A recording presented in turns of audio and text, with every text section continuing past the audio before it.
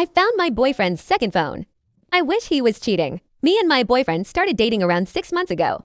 It was the first relationship I've ever had. I had never been so happy. It was like we were meant to be. I met him at a coffee shop I frequent. I started noticing him there anytime I went.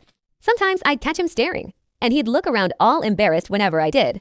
I thought it was the cutest thing. After a while, I found myself silently hoping that he'd come over and ask to sit with me. We'd been playing eye tag for a couple of weeks, smirking and laughing at each other. But neither of us had taken the extra step of introducing ourselves.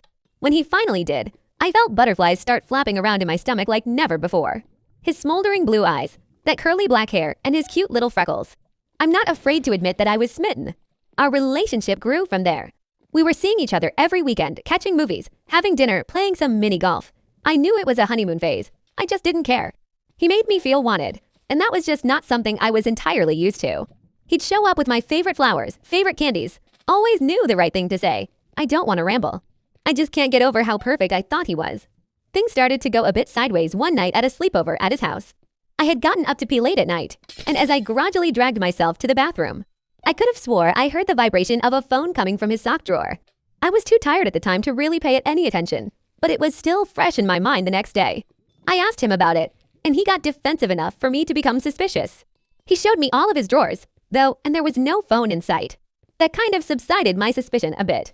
A few weeks went by without issue. We never argued. He made me feel like the only girl in the world. Then we had another sleepover. Yet again, after he was fast asleep, the vibrations of his cell phone came echoing, this time from his closet. This time around, I was awake enough to actually investigate, but once I did, I immediately regretted it. Hidden within an old shoebox that was buried beneath a stack of blankets, I found it. A second cell phone.